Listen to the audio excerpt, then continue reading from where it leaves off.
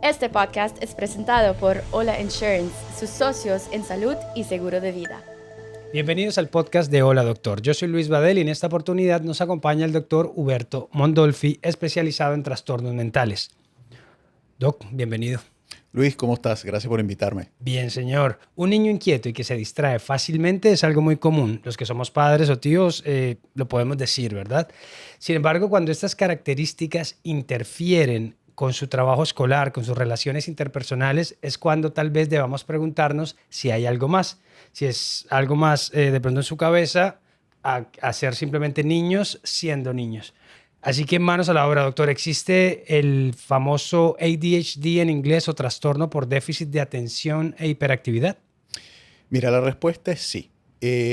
Como trastorno, como diagnóstico clínico existe. Y es importante una de las cosas que estabas diciendo en la introducción, que es la diferencia entre un niño activo, alegre, que puede ser un poco distraído también al mismo tiempo, a un niño que todas esas características interrumpen las actividades en el colegio, las actividades diarias, que es un niño intenso. Entonces, sí existe, ¿no? Como cualquier otro trastorno mental, hay ciertas características y ciertos patrones que hay que ver en el niño, en este caso, para hacer un diagnóstico que sea claro y que sea consistente, ¿no? Entonces, la respuesta es sí, sí existe tal cosa como el síndrome de atención. ¿Qué síntomas o qué claves debemos tener en cuenta para ver si tomamos ese paso de consultar a un profesional y decirle, está pasando esto con mi hijo? Ujú. ¿Cuáles son esos síntomas que debemos tener presentes? Mira, si estamos hablando del síndrome de atención, no solamente el síndrome de atención o de déficit de atención y de hiperactividad, que son los dos tipos que hay, ¿no? Si estamos hablando del síndrome de deficiencia de atención, es un niño que lo ves muy distraído, es un niño que de alguna manera cuando se pone a hacer alguna actividad no la puede terminar, que se distrae fácilmente, ¿no? Que por cualquier cosa tiene un tiempo de atención muy corto, ¿no? Y que brinca de actividad en actividad muy rápidamente. Pero sobre todo que es muy distraído y que no tiene la capacidad para terminar actividades, ¿no? Esas serían las dos características primarias.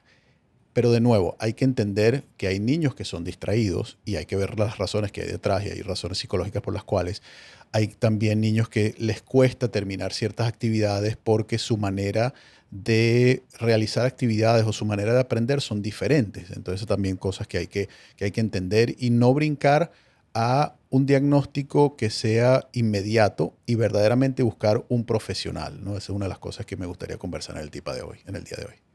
Pero ¿cuál es esa pequeña diferencia que hace que de pronto los padres digan, mi hijo no es de estos niños que se distraen fácilmente o realmente mi niño puede tener alguna situación? Ujú. Mira, por ejemplo, tienes un niño que usualmente esto se diagnostica a los niños que son menores de 6 años, entre de 7 años hacia abajo, donde usualmente empezamos a verlo con curiosidad. Ya de 6 años hacia arriba ya verdaderamente se ve y se ve sobre todo en el colegio, que es donde pasan más tiempo. Entonces, un niño que se le manda, por ejemplo, a una actividad de ordenar el cuarto, ¿no? Que ponga los zapatos en su sitio, que ordene los juguetes, y él empieza y sale de ordenar los zapatos al baño y sale del baño y baja y busca una galleta y vuelve a subir y entonces se encuentra en el cuarto como que, bueno, ¿qué es lo que tengo que hacer? Y no se recuerda qué es lo que tiene que hacer y hay que como que redirigirlo todo el tiempo. No, mira, recuérdate que hay que ahorita ordenar los juguetes. Ojo, también este es uno de los errores que a veces cometen los padres. Bueno, ordena el cuarto y tú le has enseñado a tu niño a ordenar el cuarto. ¿Qué significa ordenar el cuarto? Pero asumiendo que todo eso es cierto, asumiendo que el niño sabe que tiene los juguetes regados y que hay que ponerlos en las cajas y que hay que en las cajas ponerlas en la biblioteca, que el niño de repente empieza a poner los juguetes en la caja y nada, se queda mirando hacia afuera o que pasa algo o algún ruido y se distrae y no se acuerda qué es lo que tiene que hacer. Esas son características que hay que tener, que hay que estar pendiente, porque si bien el tiempo de atención de un niño es muchísimo más corto que el de un adulto, ya estas cosas donde yo estoy en una actividad física, en una actividad donde tengo que mover cosas y de repente un ruido o de repente la cabeza se me va para cualquier lado y me distraigo y no me acuerdo lo que estoy haciendo, esas son cosas que sí hay que tomar en cuenta y decir, bueno, mira, vamos a analizar y hablar con la escuela también, a ver qué está pasando en la escuela. ¿Existen tipos de este trastorno? Sí, son dos tipos claros, el de déficit de atención y el de déficit de atención e hiperactividad. El de hiperactividad, una de las cosas que tiene es que es un niño sumamente inquieto, que no puede estar sentado, que interrumpe todo el tiempo, que está preguntando, que habla, que no puede esperar su turno, que sobre todo eso, que está, si está en el salón o está en la casa, está brincando y está, no se puede quedar tranquilo, y si le das un videojuego, que es lo típico que hacemos los padres, entonces agarra el videojuego y busca otra cosa y está todo el tiempo y mantiene el sitio donde está en muchísima tensión. Porque el niño está inquieto, ¿no? Entonces no es que se queda tranquilo con el iPad o con el teléfono, con lo que sea, sino que se sienta, se para, va a la nevera, está en el salón y agarra un lápiz y molesta al muchacho, y si se le redirige o se le llama la atención, entonces se sienta y se molesta. Puede haber un poco de agresividad. Esa sería la parte del niño que es hiperactivo, ¿no? Una de las características de eso, que hay agresividad, porque internamente el niño está sufriendo de una ansiedad bastante grave, ¿no? Entonces, uno es un niño que es distraído, un niño que le cuesta terminar las actividades, y el otro es un niño que le cuesta terminar las actividades porque se la pasa moviéndose, porque interrumpe, porque habla, porque no sabe esperar su turno, ¿no? Serían más o menos las dos características del síndrome. Doc, ¿y qué causa eso? ¿Por qué se presenta esta condición? Muy buena pregunta. Te voy a decir lo que dicen los libros y lo que más se habla a nivel médico, ¿no? Es una condición hereditaria, es una condición de un desorden, ¿no? Como los diferentes desórdenes mentales, donde se desarrolla a nivel cuando el niño está muy pequeño, ¿no? Esa sería más o menos la explicación clínica. Es algo que es más hereditario o más genético que otra cosa, ¿ok? Luego viene la escuela donde yo crecí. Hay un factor químico, hay un factor genético, claro que sí. También existe un factor psicológico. Una de las cosas cuando viene un padre a preguntarme, a mí mira que mi hijo tiene estas características y tiene cierta edad, 6, 7 años, y está pasando esto, y en el colegio están diciendo que tiene ADHD, ¿tú qué crees? Una de las primeras preguntas es, ¿cómo está el matrimonio? Wow, ¿por qué? Otra de las preguntas, ahora voy al por qué. Bueno. Otra de las preguntas es, ¿alguno de los padres viaja, está presente? Es un matrimonio donde hay divorcio y existe y está el padre o la madre presente. Ok. Y se me queda mirando lo mismo que tú, ¿pero por qué? El estado del matrimonio hace que el niño internalice cosas que puede ser que los padres no estemos viendo, y el niño lo internalice de una manera donde se hace responsable o se pone nervioso. La tensión en la casa, la tensión que existe entre la pareja o inclusive entre los hermanos y los padres, puede hacer que un niño pequeño desarrolle un síndrome de ansiedad y no sabe lo que está pasando y está inquieto, y la inquietud es lo que está haciendo que la ansiedad sea manejada.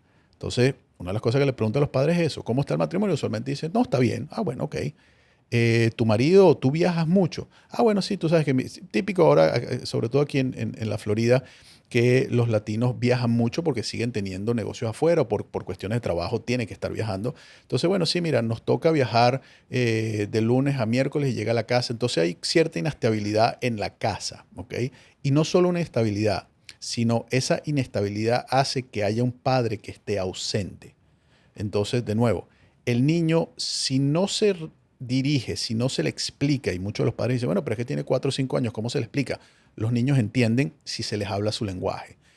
Si al niño no se le explica lo que está pasando, el niño puede internalizarlo y hacerlo como si fuera su responsabilidad, o ver que hay una situación externa que genera ansiedad, que no sabe cómo manejarla. El padre está, no está. Estoy, no estoy. Hay tensión porque hay mucha cuestión económica, problemas económicos, problemas de trabajo, y el padre o la madre están ansiosos y el niño no sabe qué es lo que está pasando y lo internaliza. De nuevo, estas son cosas que están ahí y que pueden disparar un problema genético que ya existe, que viene del desorden o del síndrome. Sin embargo, hay que ver si las cosas en la casa están estables. Si están estables, entonces, bueno, ya es algo que es un poco más genético, un problema un poco más, yo diría no tan complicado porque no hay un factor psicológico y se puede tratar con medicación. Entonces, parte de lo que hay que preguntar es eso. Entonces, otra de las cosas es, ¿Cómo está el desarrollo en el colegio? Que es otra de las cosas. Está en un colegio que es muy exigente, está en un colegio donde verdaderamente él está sobre el grado donde tiene que estar, está en un colegio donde se le da la atención que necesita, porque es otra de las cosas. Yo puedo tener un niño que sea activo, yo puedo tener un niño que inclusive sea distraído, pero es mucho más fácil para el colegio diagnosticarlo con el síndrome y ponerlo en una clase especial que un maestro que tenga que lidiar con 15 niños que son hiperactivos. Entonces también tiene que ver con un poco de la falta de entrenamiento de los maestros hoy en día. Entonces, de nuevo, no quita que haya un factor hereditario, no quita que haya un factor genético, no quita que haya un factor donde el niño verdaderamente hay un desorden y hay un desbalance químico que le genera ansiedad y todos estos síntomas de movimiento y de distracción son simplemente síntomas que están reflejando algo un poco más complicado. Pero hay que también ver, antes de hacer un diagnóstico, qué es lo que verdaderamente está pasando en la casa. Y una de las cosas que tú dijiste al principio, que interrumpa. Cuando se hace un diagnóstico, por lo menos la manera como me enseñaron a mí o la manera como clínicamente a nivel psicológico se tiene que hacer un diagnóstico es donde haya una interrupción que sea clínicamente válida. ¿Okay? Un niño distraído, un niño que se para, un niño que habla mucho, no quiere decir totalmente que sea una interrupción clínicamente válida. ¿Okay? Que interrumpe las actividades del resto, que sea, ¿cómo ponerlo? Que estoy tratando de buscar la explicación utilizando el síndrome, ¿no? Pero, por ejemplo, cuando una persona sufre de abuso de sustancias, la dependencia de la sustancia y el abuso de la sustancia tienen dos factores totalmente diferentes.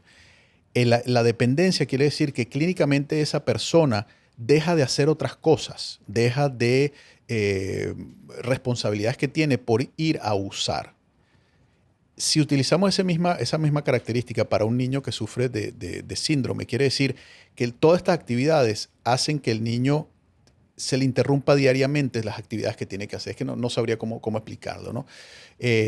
Entonces, hay que tener mucho cuidado a la hora del diagnóstico, porque en el colegio, precisamente, si es un niño que está distraído, no quiere decir que sea clínicamente válido, sino que es un niño distraído y que el colegio está buscando una salida mucho más fácil. Y es una de las cuestiones de la sobreprescripción o sobrediagnóstico del síndrome, ¿no?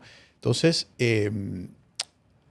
a la hora de diagnosticarlo, a la hora de evaluarlo, hay que evaluar el ambiente del colegio, hay que evaluar el ambiente de la casa, que es otra de las cosas importantes. Porque puede ser que en el colegio el niño esté sumamente activo, pero llega a la casa y es un niño tranquilo porque está con sus padres, está en un ambiente sano. Está en zona de confort. En su zona cómoda, en una zona donde él no se siente amenazado y la ansiedad no se le dispara. Como yo veo, por ejemplo, el síndrome de atención y de déficit de atención y de hiperactividad, es alguien que sufre de muchísima ansiedad y que está tratando de manejarla. Entonces, si eso se presenta solamente en el colegio y no en la casa, quiere decir que hay algo en el colegio que lo tiene preocupado, entonces habría que atacar. Si se presenta en la casa, o se presenta en el parque, se presenta en el colegio, entonces ya es un factor un poco más complicado. Veo que es clave entonces la comunicación con nuestros hijos, así sean pequeñitos, preguntarles cómo te está yendo en el colegio, cuéntanos. Una llamada de la profesora o del profesor nos puede alertar de algo, Totalmente. pero no tienes que estar constante brindándole apoyo, soporte, contención, como para que eso ayuda. Totalmente. Integrarnos con el crecimiento de nuestro hijo. O sea, es parte, sí, el niño va para el colegio, está en el colegio 8 horas al día, 5 días a la semana, pero una llamada al profesor, a ver qué está pasando, una visita al profesor, ¿verdad? Nosotros tenemos derecho de ir a ver a nuestros niños en el ambiente del colegio, a ver cómo está, lo miramos por la ventana, a ver cómo está jugando, hablar con el profesor, a ver qué es lo que está pasando, inclusive preguntarle al niño cómo te sientes y ver, o sea, conocer a nuestro hijo, empezar o desarrollar una relación mucho más profunda en el día a día de nuestro hijo, nos puede dar una ventana muy rápida de qué puede estar pasando en la vida de nuestro niño, antes de que haya un diagnóstico y empiece la parte del medicamento, que es un tema importante. ¿Se le puede explicar a un niño pequeñito, un niño de 5 años, ¿tienes ansiedad? O tal vez no sí, con las palabras así, pero sí, fíjate que sí, Luis. O sea, un niño entiende. Lo que tenemos que buscar es la manera de explicarle, ¿no? Por ejemplo, un niño de 5 o 6 años. Obviamente, si yo le pregunto, mira, ¿tienes ansiedad? El niño no sabe. Pero si empiezo a decirle, mira, si estás en el colegio y de repente te van a poner una tarea o te van a poner a dibujar algo, sientes aquí en el estomaguito como unas mariposas, y el niño te podrá decir sí, no, o sea, empiezas como a tratar de describirle qué sentimos nosotros. O sea, por ejemplo, cuando tú estás ansioso, ¿qué se siente? ¿No? En el caso de los adultos. Y muchos adultos no sabemos qué explicar. Entonces, físicamente, ¿cómo se siente eso? Fisiológicamente, ¿qué estás sintiendo?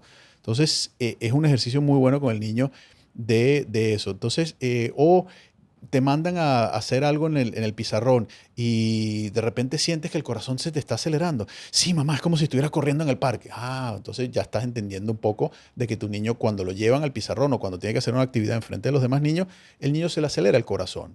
No quiere decir que esté ansioso, pero sí hay un factor de un poquito de ansiedad, un poquito de miedo. Entonces, sentarme con mi hijo y tratar de buscar la manera de comunicarme. Y para eso hay un montón de herramientas. Una de las herramientas más sencillas es tratar de ponerme fisiológicamente lo que puede estar sintiendo esa criatura. Preguntarle, ¿te da miedo? Capaz que un niño no sabe lo que es miedo, pero si fisiológicamente le explico eso, de que el estómago, que de repente aquí sientes como una presión en el pechito y tal. Ah, sí, sí, como cuando tenías catarro. O sea, tratar de buscar la manera y tener la paciencia suficiente para entender que el lenguaje que yo tengo no es el mismo que el niño, pero sí hay una conexión y la conexión se hace emocionalmente. Entonces, pero para responder tu pregunta, sí podemos preguntarle a los niños y comunicarnos con ellos. Se calcula, según cifras del Centro de Control de Enfermedades, se calcula que hay unos 6.1 millones de niños que sufren de este trastorno aquí en los Estados Unidos, más los que no se diagnostican, ¿no? Ujú. Mira, yo diría que el número podría ser un poco más alto porque parte de los problemas que yo he visto, y lo veo en mi consultorio, es maestros que no saben cómo manejar a niños que son activos o a niños que son distraídos. Entonces lo mandan a que se le haga una evaluación al que sería el psicólogo del colegio, que puede ser un psicólogo entrenado o puede ser simplemente una persona que está en ese cargo y que tiene un certificado para evaluar, y se le hace el examen. Y entonces las preguntas típicas: ¿es un niño que está distraído? ¿Es un niño que se levanta más de 3 veces? Ah, sí, tiene ADHD. Pero no hay una evaluación mucho más profunda e inmediatamente se le pasa al padre, se le pasa al pediatra y entonces el pediatra le recomienda medicación.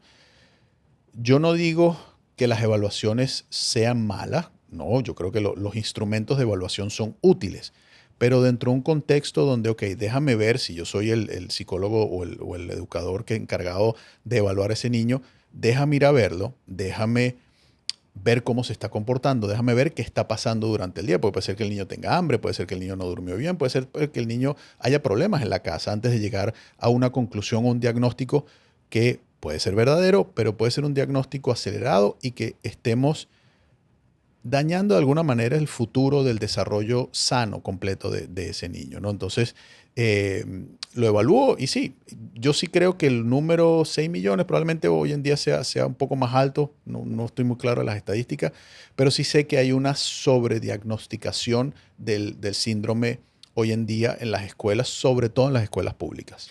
Doc, en nuestra época, esta pregunta va pegadita ahí, con estos diagnósticos no tan acertados.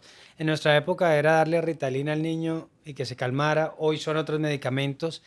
Realmente por solucionar un problema estamos tal vez poniendo en riesgo el futuro del niño, Sí. su futuro psicológico, funcional. Mira, hay muchos medicamentos, está Vyvanse, está el Ritalin, o sea, pero básicamente son estimulantes, ¿ok?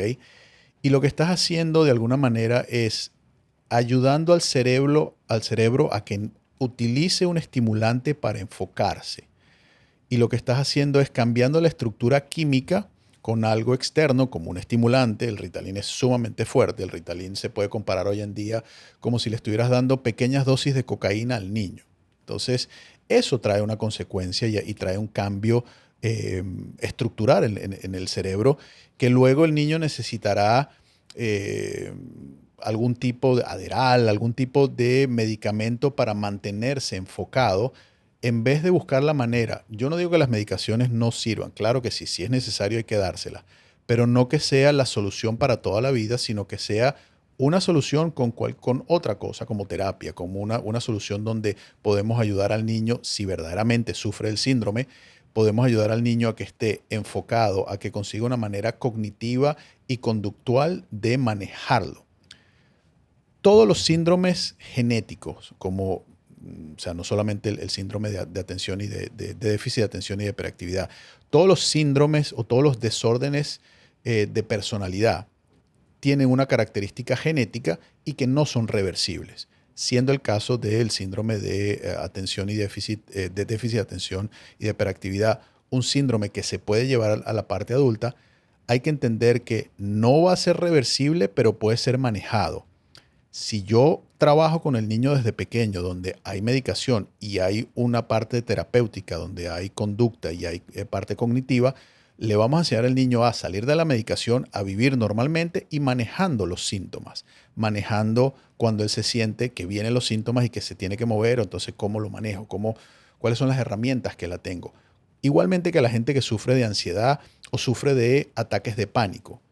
Eso probablemente no se le quiten porque ya hay un desorden un poco más complicado, pero sí manejarlo y entender cuando se disparan los síntomas, cómo manejarlo para que no interrumpa las actividades diarias y tenga una consecuencia en la vida, en el día a día del paciente. Doc, ahí usted habló de medicamentos, de pronto el soporte en la casa. ¿Influye en algo el estilo de vida, la alimentación, Sí, hacer sí, ejercicio? buena pregunta. Fíjate, hablando del síndrome de hiperactividad, ¿no? El síndrome de atención, deficiencia de atención y hiperactividad. Si yo tengo un niño hiperactivo, obviamente tiene mucha ansiedad por dentro. Algo que lo puede ayudar mucho es la actividad física. La alimentación en donde haya baja azúcar, que el azúcar no sea parte del día a día, porque el azúcar lo que va a hacer es que ese niño tenga un high de azúcar todo el tiempo y no solamente esté hiperactivo por el síndrome que tiene, sino por el azúcar. Entonces tengo que buscar una dieta en la cual tenga baja de calorías, baja de azúcar, que tenga actividad física, que salga, que corra, que juegue, que tome el sol, para que tenga bastante vitamina D, que se canse, y no por el hecho de mantenerlo afuera cansado. Pero si me voy a la parte de alimentación, hay que buscar una alimentación en la cual el azúcar no sea parte. Lamentablemente, por el estilo de vida que llevamos aquí en este país, o el estilo de vida que de alguna manera los padres tienen porque no hay tiempo, ¿qué es lo primero? Sales, compras algo, se lo das al niño y todo este tipo de alimentos de la calle están llenos de azúcar. O una soda, típico. Le doy una Coca-Cola. Mira, hay otras cosas que se le pueden dar que no es una Coca-Cola que tiene azúcar, o se le da un té que tiene azúcar. Entonces, tengo que estar muy pendiente de la cantidad de azúcar que le estoy dando al niño, no solamente por el síndrome, sino también por el desarrollo químico del cerebro, donde si le doy mucho azúcar, obviamente voy a tener problemas, y la parte digestiva. Una dieta Baja en carbohidratos también, ¿no? baja, Porque el carbohidrato se transforma se transforma en azúcar, pero baja en carbohidratos.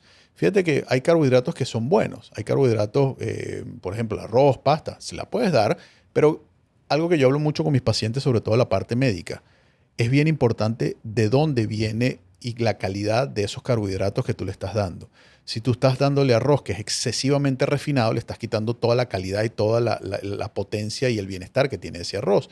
Si estás comprando una pasta que es industrial y no una pasta que está hecha con un de buena calidad, entonces también le estoy dando basura, y también para el cuerpo de los adultos. Entonces, ¿cuál es la calidad de los carbohidratos que le estoy dando al niño? Un niño es muy raro que te coma ensalada, entonces decirle, bueno, ponerlo en ensalada es muy raro, pero sí hay sustitutos que pueden hacer que el niño le empiecen a gustar los vegetales, ¿ok? Y al final es entender, si el niño queda o verdaderamente sufre del síndrome de deficiencia de atención o deficiencia de atención e hiperactividad, y es algo que es clínicamente diagnosticado y que lo tiene, entonces parte de la responsabilidad que tenemos nosotros como padres no es solamente la parte médica, es la parte de educación, es la parte de terapia y es la parte de la alimentación. Porque me es más cómodo pararme un momento, comprarle un frappuccino en Starbucks. No, o sea, si le estoy dando que tiene algo que tiene 16 gramos de azúcar. No, tiene la cafeína que es un estimulante, claro, pero no le puedo estar dando 16 gramos de azúcar. Entonces, sí, la dieta es importante asumiendo que el niño tiene ese síndrome. Sí, la dieta hay que balancearla, yo creo que al final tenemos que ser padres responsables. Tenemos que ser padres donde la vida y el desarrollo de ese niño es nuestra responsabilidad. Entonces, vamos a asumir esa responsabilidad para que ese niño tenga una vida sana, tenga una vida lo más normal posible y que aprenda poco a poco cómo manejar el síndrome que tiene y no le afecte ya cuando sea adulto. Entonces, Doc, hablando de eso, eso este trastorno puede llegar a la adultez si no fue tratado cuando niño. Esa condición, qué sé yo, se puede incluso empeorar para los ya siendo adultos. Cuéntanos cómo es eso. tremenda pregunta. Sí.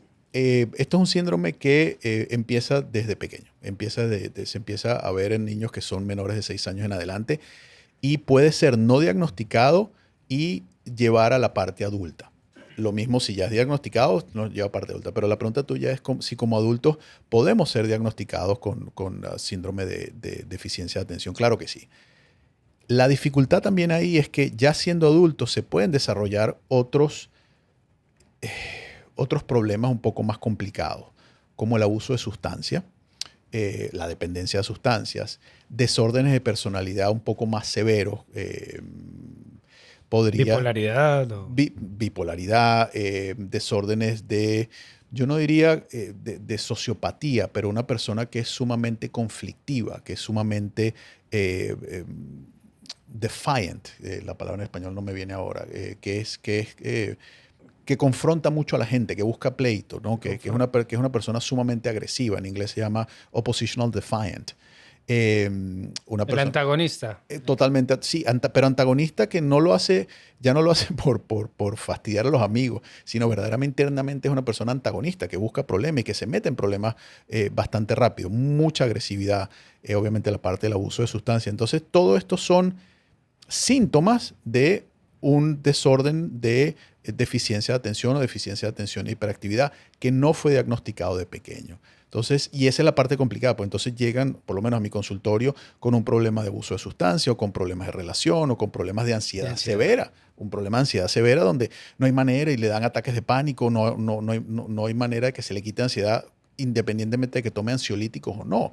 Entonces, sí, es un problema serio porque tienes una enfermedad que tiene ciertos síntomas como la ansiedad, pero la ansiedad como tal es un síntoma de algo un poco más complicado como el síndrome de deficiencia de atención. Entonces ahí es donde se complica la cosa y tienes que conseguirte un profesional que sepa entender los síntomas y verdaderamente ver más allá de los síntomas, y es lo que yo le digo a muchos de los padres, sobre todo cuando hago charlas. Todo lo que yo veo en mi oficina son síntomas de algo un poco más profundo y es tratar de llegar a qué es lo que verdaderamente está pasando, ¿no? Detrás, en este caso, sería el síndrome de deficiencia de atención o deficiencia de atención e hiperactividad. Gracias, Doc. Ya lo saben, cualquier duda, inquietud o comentario nos lo pueden enviar a consultas@holadoctor.com. Allí lo revisaremos y les iremos respondiendo a medida que se comunican con nosotros. Doc, siguiendo con el tema de los adultos, revisando también ahí en el CDC, usted lo mencionó ahorita, hay otros diagnósticos o condiciones que no son ellos solitos, sino que realmente pueden ser parte de un trastorno de déficit de atención o algo más grande. Uh-huh. Decía que en un 47% de los adultos que sufren desorden de ansiedad fueron o están cobijados bajo el ADHD. Uh-huh. Lo mismo el desorden de estados de ánimo, un 38%, el trastorno del control de impulsos, Uh-huh. un 20%, y un abuso de sustancias, el 15%. Y fíjate el síndrome o la parte del diagnóstico del control de los impulsos. Ese control de impulsos te puede llevar a situaciones, como habíamos hablado en uno de los podcasts, de adicción al internet, adicción al juego, adicción porque es un impulso que no se controla. Situaciones en donde puedo ser diagnosticado bipolar porque de repente soy de lo más animado y es simplemente parte del síntoma, o que no tengo una capacidad de controlar mis impulsos, ¿no?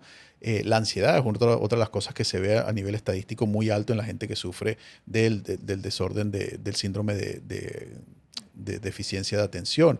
Entonces, al final es con quién te vas a ver, quién te va a evaluar. ¿cuáles son los parámetros de esa evaluación? Porque si vas a un médico y te ve, o sea, y le dice, bueno, sí, soy hiperactivo, no puedo dormir, tengo insomnio, no puedo controlar mis impulsos, te puede mandar alguna medicación. Si vas para un psiquiatra también te va a mandar algún tipo de ansiolítico, inclusive porque otra de las cosas que se ve es depresión. Una persona que sufre de síndrome de deficiencia de atención puede ser una persona con tendencias depresivas de adulto. ¿Por qué? Porque lo ves distraído, lo ves con falta de motivación, donde no se engancha con nada, donde no consigue algo que le dé placer de alguna manera. Y no es porque no le dé placer, sino porque no tiene el tiempo, no desarrolló la capacidad en el cerebro de mantener suficiente tiempo la atención en esa situación.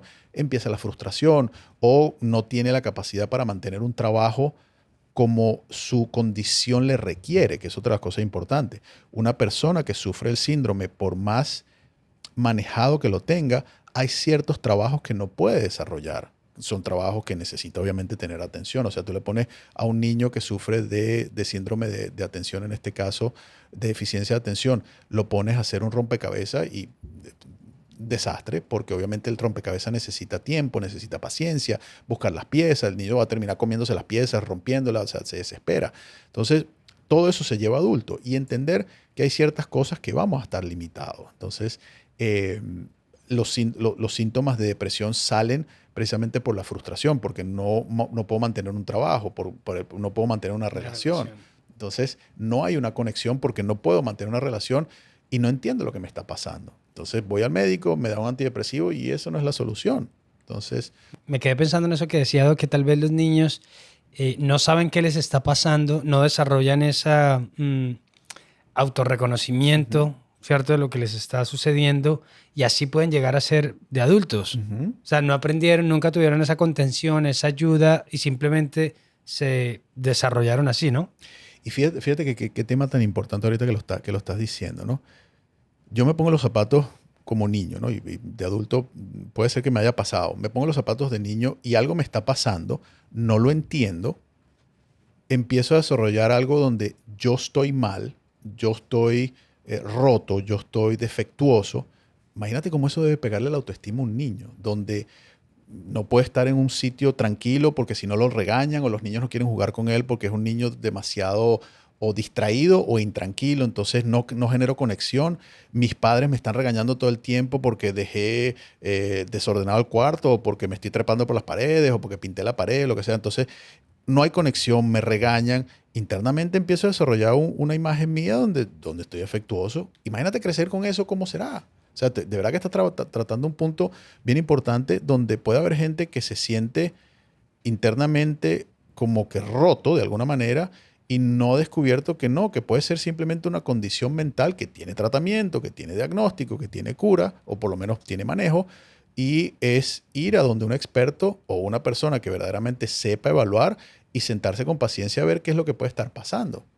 Doc, en esas visitas al médico, en esas visitas a los especialistas, en este caso, ¿existiría o es posible como que haya una doble opinión? O sea, que, no sé, que un tratamiento que nos manda un doctor o un especialista no nos convenza y prefiramos buscar una segunda opinión a ver si hay otra forma de atacar ese problema. ¿Sí existe tal cosa en esto? Sí, y fíjate, porque me pones a mí como que en el spotlight.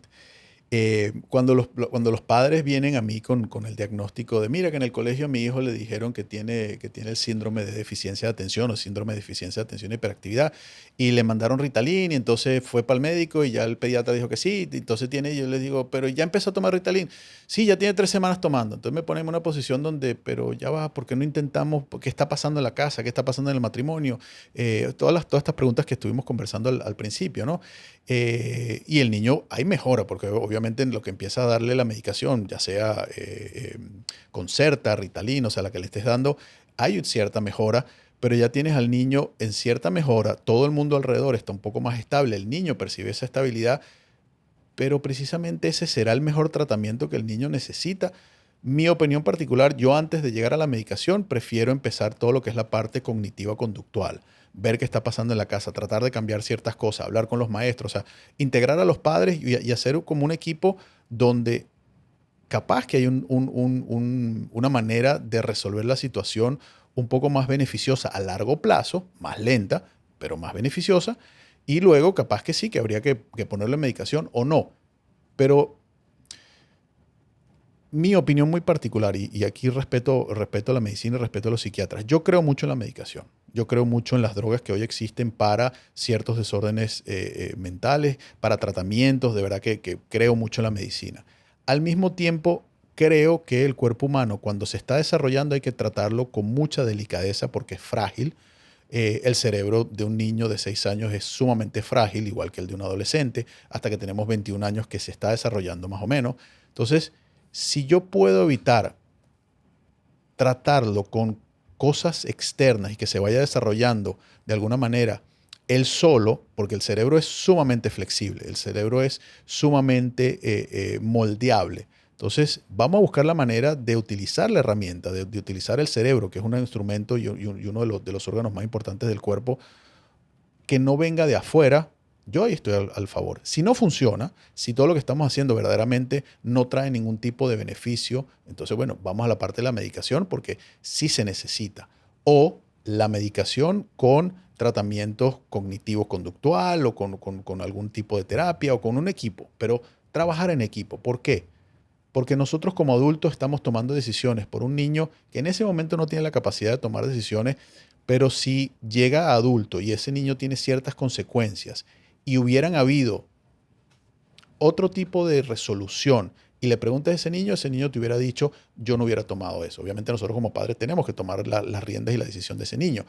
Pero si existen tratamientos, si existen soluciones que no le traigan unas consecuencias a largo plazo, ¿por qué no tomarlas? Pueden haber secuelas, por ejemplo, un niño que Totalmente. de los 6 en adelante hasta los 18 le dieron este tipo de medicamentos. ¿Puede haber secuelas para su vida adulta? Totalmente, porque va a ser un niño que va a estar de alguna manera acostumbrado, yo diría dependiente manteniendo un poco con cuidado esa palabra, pero va a ser un niño que va a estar dependiente a ese estimulante o a esa medicación, donde el cerebro va a estar acostumbrado químicamente a recibirlo.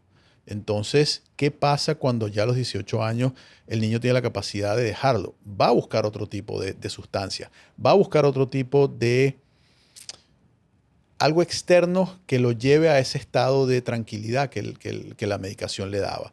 Y eso puede ser anfetamina, puede ser cocaína, puede ser algún tipo de estimulante, puede ser algún tipo de psicotrópico, algún tipo de psicoactivo. Entonces, esa es la parte donde, de nuevo, que todos los niños desarrollan consecuencias cuando son adultos, no.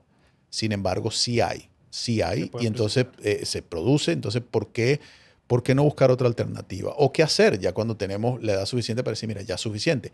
Hay maneras de salirnos de esa medicación y conseguir otro tipo de terapias o otro tipo de tratamientos que nos ayuden con la misma flexibilidad y con la misma capacidad que tiene el cerebro de otra vez moldearse, de salir de esa dependencia y buscar la manera de concentrarnos y mantener la atención como la medicación nos la está dando. Pero sí hay secuelas. Gracias. Doc, dos preguntas en una. Dos preguntas en una. ¿Cuáles, o sea, se pueden mitigar los síntomas de este trastorno cuando se es adulto y a su vez que es un caso gravísimo, lo más grave que puede llegar una persona que sufra esto sin tratarse? Mm. Usted dijo que puede presentar conductas psicopáticas. ¿Qué tan grave puede ser? Mm. Y si hay cura para esto, cura entre comillas, ¿no? Porque Sí. la condición mental va a estar siempre. Mira, si es un desorden, como los desórdenes personales, si ya es un desorden genético, no hay cura, pero sí hay manejo. Pero fíjate, me estás poniendo una pregunta bien importante. ¿Cuál sería el caso extremo? Vamos a suponer un niño que se le diagnosticó, pero mejor dicho, que sufre de síndrome de abstinencia, de síndrome de atención, ¿no? De déficit de atención, pero que sufre de déficit de atención e hiperactividad, que es un niño sumamente hiperactivo, que no se le diagnosticó, sino creció en un hogar donde, bueno, no se le prestó atención y lo botaron de colegio en colegio y desarrolló una personalidad antagónica, desarrolló una personalidad problemática. ¿Ok? Puede empezar a verse ciertos patrones de sociopatía, donde es un niño que busca problemas y no tiene ningún tipo de remordimiento. No quiere decir que sea un sociópata, ojo, sino que sea un niño que no tiene remordimiento.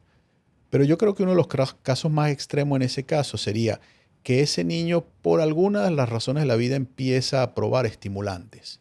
Y no estoy hablando solamente de cocaína, sino empieza a probar metanfetaminas.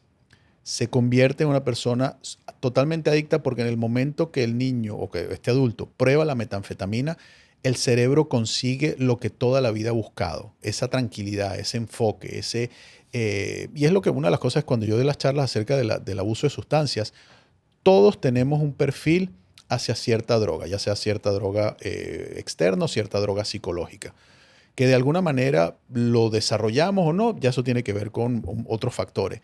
Pero todo el mundo tiene cierta capacidad para, a uno le gusta más el alcohol, a otro le gusta más la marihuana, no quiere decir que la pruebe o no, pero en mi teoría, en mi parte de estudio clínico, todos tenemos esa posibilidad donde hay un perfil psicológico con tendencia a la droga. Entonces, si tengo un niño que tiene todos estos síntomas y que creció sin tratamiento, cuando se consigue con la metanfetamina, es un niño que va a conseguir el paraíso porque va a conseguirse tranquilo, enfocado, la vida tiene sentido, pero el problema es que la metanfetamina genera una adicción sumamente grave. Entonces se baja de la metanfetamina y de nuevo consigue como que la vida que no le gusta. Entonces empieza ese ciclo. Quitando de que no consiga la parte del abuso de sustancias o una dependencia de sustancias, empieza un desorden de personalidad donde puedes tener paranoia, puedes tener la parte de la sociopatía, donde creo problemas, aislamiento, depresión severa, donde hay tendencias suicidas.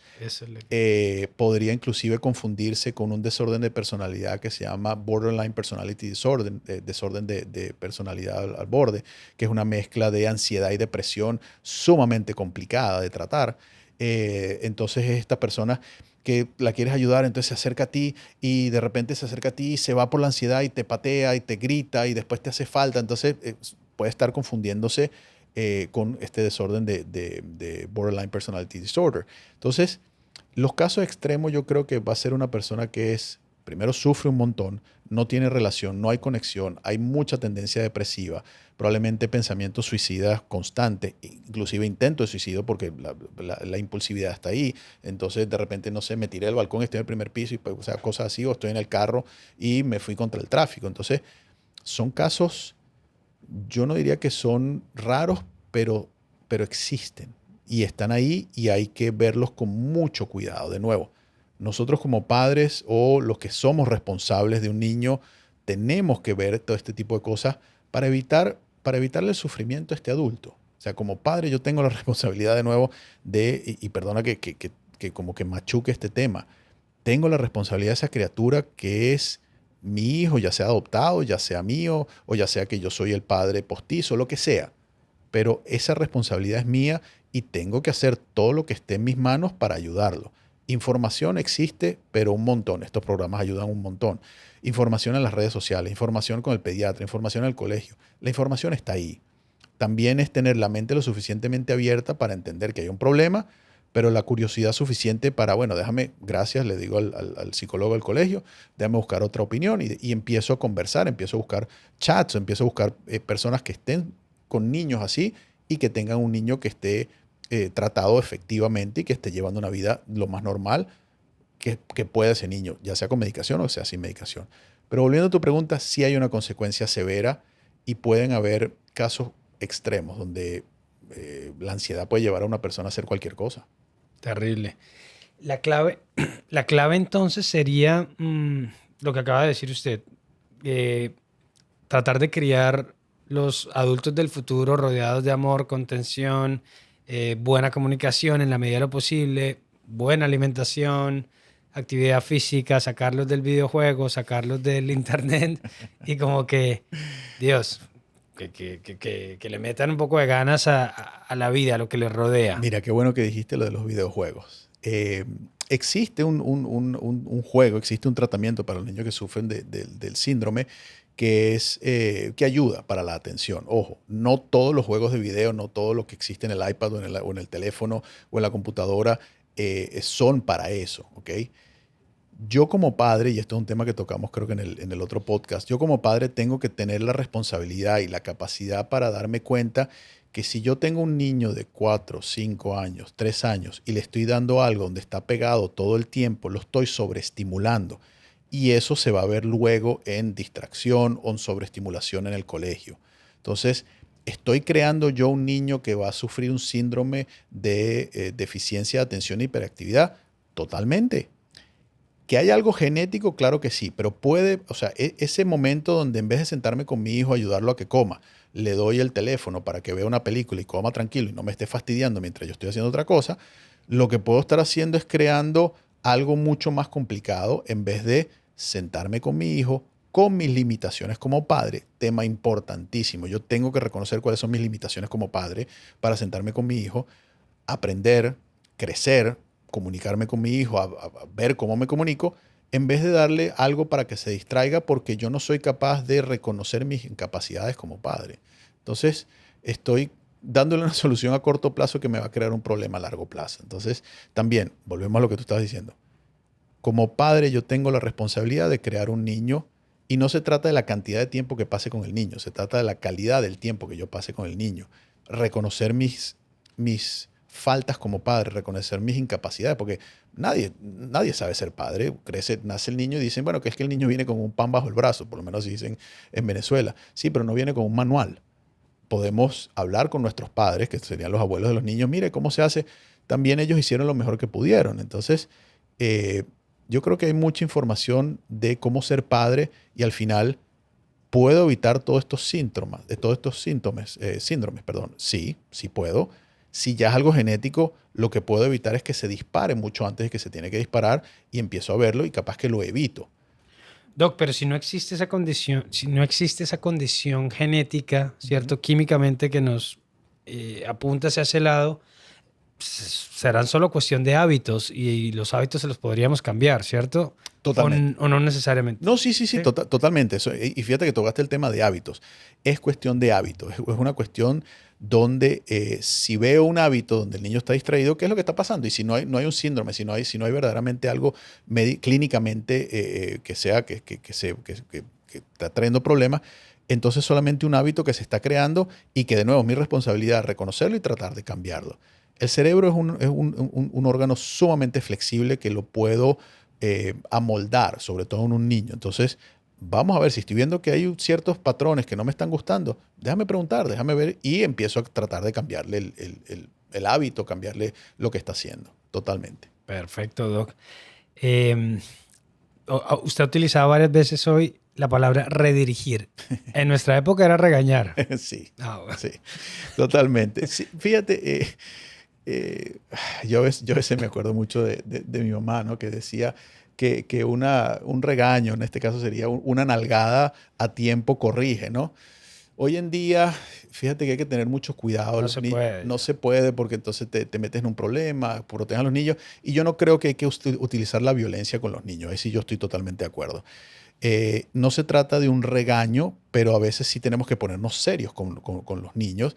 Pero de nuevo, como padre a veces me da miedo ponerme serio con el niño o me da dolor ponerme serio con el niño porque, mira, lo regañé y el niño se pone a llorar y me parte el corazón y puede ser que me esté recordando cuando a mí me regañaban y traigo un montón de valijas de cuando era niño, ¿no?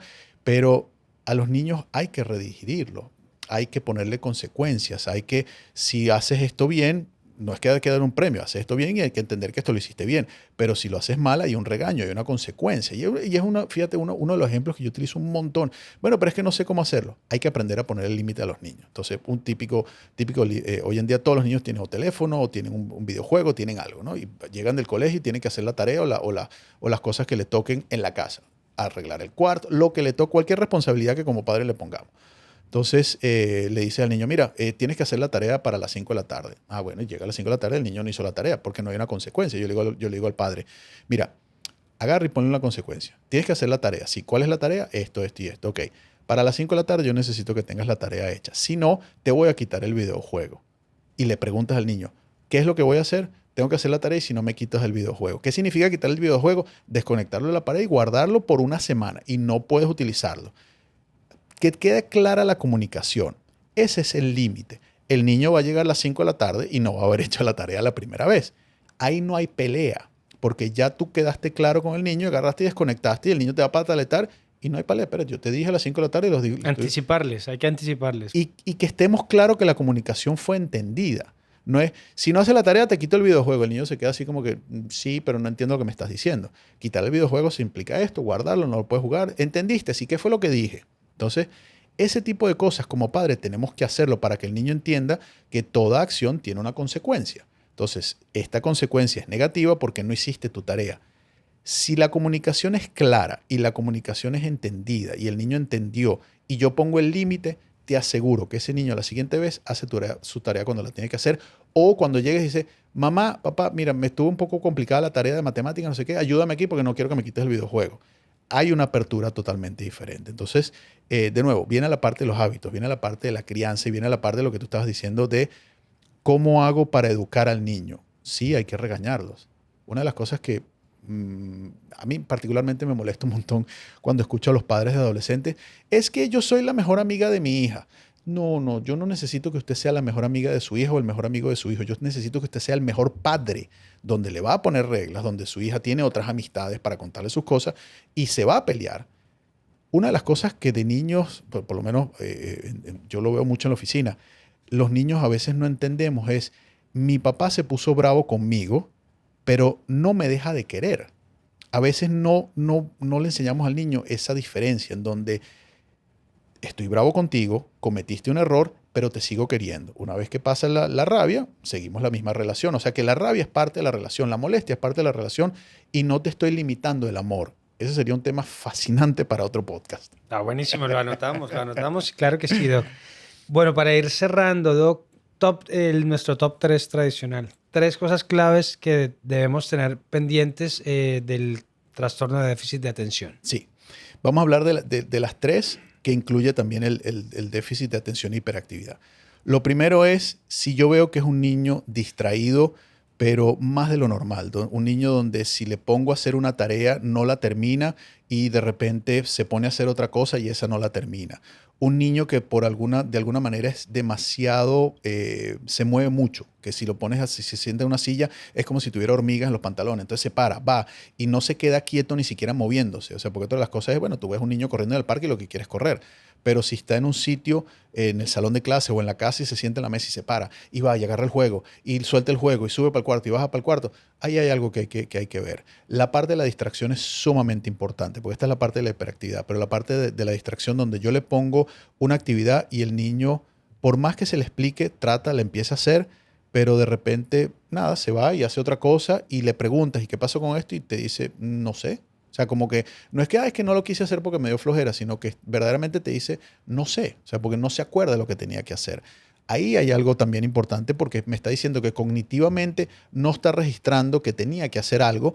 Y puede ser que el niño te esté diciendo, es que no me acuerdo. Está bien, pero cuando verdaderamente le ves en los ojos de que no sabes lo que le estás hablando, ahí hay algo que hay que ver. Hay una desconexión.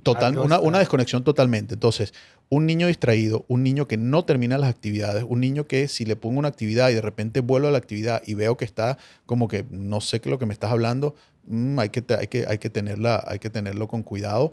Eso serían más o menos los síntomas. La otra es verlo cómo se comporta en la escuela, cómo se comporta en otra situación. Si los reclamos o las observaciones vienen de la escuela, cómo se está comportando en la casa, cómo se comporta en otras casas, a ver si es una cosa puntual o es una cosa verdaderamente que se extiende a otros ambientes, ¿no? Entonces, hablar con el maestro, ver con el maestro cómo se está comportando con las otras amistades, cuáles son las actividades dentro del colegio que le está costando más, porque pueden ser ciertas actividades. Pero si las primeras 4 están ahí, que es la distracción, la hiperactividad, obviamente, que no se puede quedar quieto, si se le pone una actividad y no la puede terminar, y de repente le preguntas y no la ve, y no entiende de lo que le estás preguntando, no la recuerda, entonces ahí yo diría, mira, ve a un especialista que le haga una evaluación y ve qué es lo que está pasando. Perfecto. Punto 2. Tener paciencia con el niño, que eso es una de las cosas, que el niño no se sienta de que el problema es él. Hay un problema, hay una situación o hay hay unos síntomas, ¿no? Hay una característica, pero el niño no es el problema, son solamente los comportamientos, que podamos separar el comportamiento de la personalidad. Ese niño sigue necesitando atención, ese niño sigue necesitando amor, ese niño sigue necesitando que juguemos con él, que le enseñemos, ese niño sigue necesitando eso. Entonces hay que seguirle dando esa parte. Estar muy pendiente de la alimentación, si una vez tenemos ya diagnosticado que el niño sufre del síndrome, tener una alimentación balanceada donde el azúcar sea totalmente o lo más posible eliminada para no darle al cuerpo mucha más energía de la que puede, porque al final el niño va a estar tratando de quemar las energías como él pueda, pero somos nosotros los padres o los que lo estamos cuidando que no tendremos la paciencia y entonces vamos a regañarlo, vamos a pegarle, lo que sea. Entonces, ¿cómo ayudarlo? Alimentos que lo ayuden al desarrollo de la parte cognitiva, ¿no? Que serían alimentos donde haya mucho más para la circulación en el cerebro, para el desarrollo de la pregnenolona, que es una hormona importantísima en el cerebro también. Entonces, todo este tipo de alimentos donde lo que estamos hablando, la parte de los carbohidratos, que sean carbohidratos buenos, que la calidad de la comida dentro de las posibilidades de la familia sea sana, sea buena. Y ver que puede ser que el niño tenga problemas con el gluten, cosas así, pero ir a un nutricionista. Hay muchos nutricionistas que están especializados en la parte de alimentación en niños que sufren del ADHD, que sufren también de otros desórdenes mentales. Entonces, ir a un nutricionista que verdaderamente sepa lo que está hablando y conseguirte un pediatra que entienda y que sepa la condición y cómo trabajarla con la parte terapéutica. Entonces yo también incluiría una parte terapéutica dentro del proceso. Y tercero, informarse bien, buscar ayuda. Educarse. Mira, educarse. De verdad que estos programas para mí me parecen fabulosos lo que están haciendo porque le dan a la gente la posibilidad de, mira, sí hay una solución diferente. Entonces, buscar en el internet y no solamente buscar y lo primero que salga en Google o buscar en las redes sociales, sino hablar, llamar. Hay un montón de centros que te pueden dar la información y que te pueden decir, el gobierno tiene planes y tiene programas que te pueden ayudar a educarte. Entonces, la información está ahí.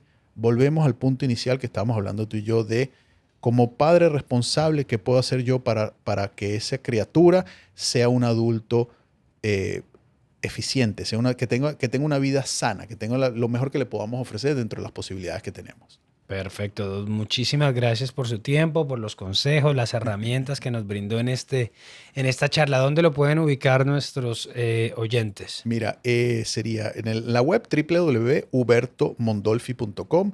Mi Instagram es Huberto Mondolfi, mi Facebook es Huberto Mondolfi y ahí están cómo contactarme si me quieren escribir por el privado del Instagram también, porque de verdad que me gusta lo que hago y me gusta tratar de ayudar a la gente, si no directamente, por lo menos dónde conseguir la información.